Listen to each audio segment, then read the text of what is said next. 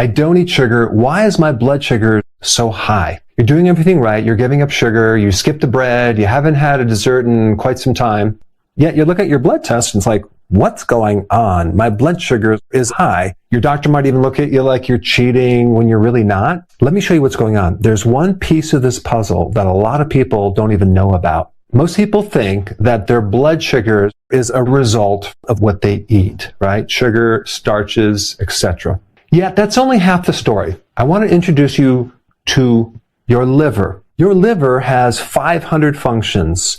It is a filter to help you detoxify, but your liver is actually a sugar factory. And so there's a certain small percentage of your body that has to have sugar, okay? So even if you don't eat sugar, these tissues, one is part of the brain and part of the kidney, and there's other tissues that literally depend on sugar. And so if you don't eat sugar, your liver is going to make it. And when a person goes on a low sugar diet or a low carb diet, they're going to get their fuel from the fat from the calories they eat, as well as the fat from their own body. And it makes sugar out of things that are not sugar. Okay? It'll make sugar out of fat. It'll make sugar out of protein, and it feeds the different parts of the tissues. The question is, why is my blood sugar higher than it should be? Actually, you have an off switch for this sugar, okay? And the off switch is basically insulin.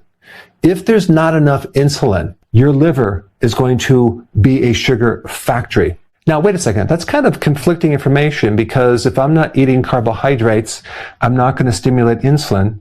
Insulin's going to go low, so then my body is just going to make a lot of sugar. What normally happens is this hormone has been abused. It's been overstimulated for many, many years, like 10 to 15 years, constantly raised. And then the cells, because they're constantly bombarded with so much insulin, start to ignore this off switch to the point where you develop insulin resistance. That causes the liver to think that, oh my gosh, I need to make more sugar because there's no off switch. And because that's really important, I just want to explain it one more time. The liver is going to make excessive sugar if you have too much insulin resistance. And you develop insulin resistance by consuming a lot of carbohydrates for a long period of time, 10 to 20 years. And let me just give you another layer of this problem, because you go to the doctor, they test your blood sugars, it's normal. Yet you're eating a lot of sugar. How can that be? Well, insulin is coming in there, cleaning it up, and getting it out of the blood. And that happens for a period of time. You can eat a lot of sugar for 10 to 20 years and not have diabetes, but you're going to have high levels of insulin, but doctors never test that until one day you develop so much insulin resistance that insulin now doesn't work, and you're actually deficient in insulin. And so now there's not enough insulin to turn this thing off, and there's not enough insulin to clear out all the sugar from the blood.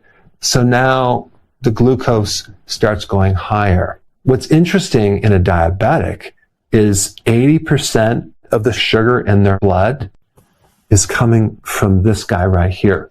This is why certain medications like metformin, for example, they address insulin resistance in the liver, and they help the blood sugar, but they have a major side effect because that medication doesn't fix the cause, it just manages the symptom. But the point is, if you're not consuming a lot of sugar, okay, and your glucose is high, it's either coming from the liver, okay, because you have insulin resistance. Don't worry, I'm going to show you how to fix it, because it's actually pretty easy to fix. Or you have too much stress, because stress activates this cortisol. Cortisol is a hormone that will release sugar.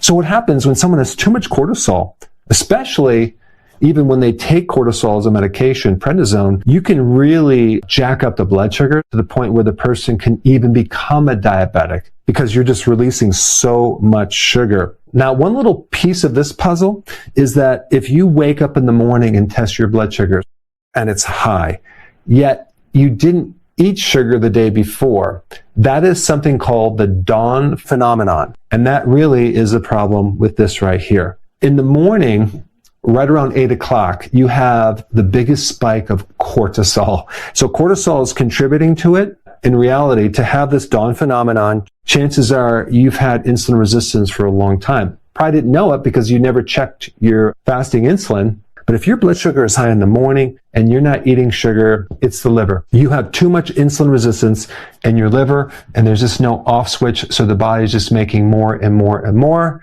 even though you're not eating sugar. But don't worry, I'm going to show you exactly how to correct this because it's actually not hard, but you really need to understand this mechanism right through here. Now, if you had a test called an A1C, okay, an A1C is an average of 3 months of your blood sugar. You know, you can check your blood sugar periodically and it can be normal, but this looks at the average, so it looks at everything. And it is true, when the liver starts making sugar, it can contribute to the sugar and worsen your A1C a little bit, but usually it's not going to be that big of a deal because for a lot of people, they only have blood sugar issues in the morning. And if they were just to go for a walk and burn that off, they can really get rid of that sugar fast because when they're walking, they're using up that sugar as energy. But a much better test is to check your fasting insulin.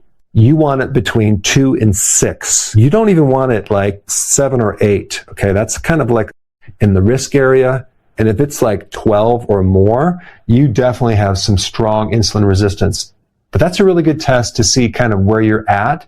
Chances are, if you've had insulin resistance for a long period of time, your fasting insulin could be, maybe 8 or 9 or 10 or more. And this is why the liver is still producing sugar because you're not out of the woods yet. So how do we fix this problem? Number 1, go on a low-carb diet. That means not just getting rid of sugars, but starches. Start reading labels. The maltodextrin, the modified food starch, those have to go. Number 2, snacking must go bye-bye, especially at night.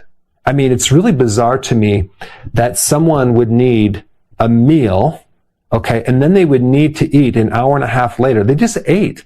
Why do they need some snack between a meal? It doesn't even make sense to me. Well, they're not really hungry.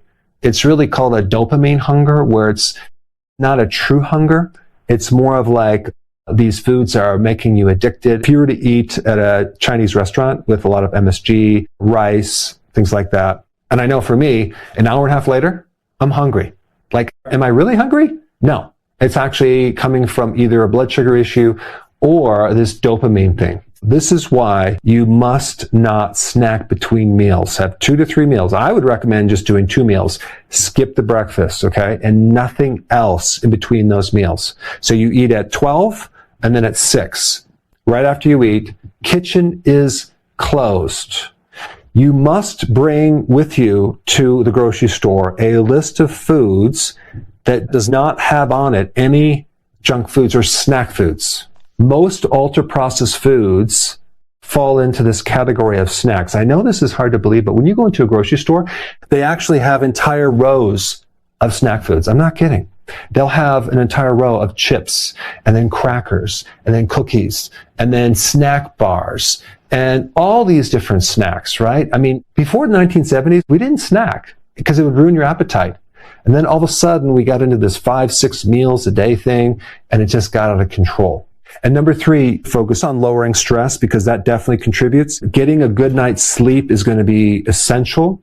Doing regular walking, exercise will help get rid of stress. Getting actually out in the sun dramatically reduces stress versus inside your office where we have fluorescent lights. And then here's the thing. You just have to do that for a longer period of time because to correct insulin resistance, especially if your fasting insulin is like above 12, could take several months before things reset. How do we heal this resistance? You just have to stop triggering insulin. We just have to lower this insulin for a long enough period of time for these receptors to normalize again. And for some people, it takes weeks. Some people, it takes months. And some people, it could even take over a year, but it will happen. So if you're not eating sugar and your blood sugar is high, you're not crazy. It's a liver problem. And since we're talking about the liver, you have to see my other video that I created on the liver. That's super interesting and very informative. It's right here. Check it out.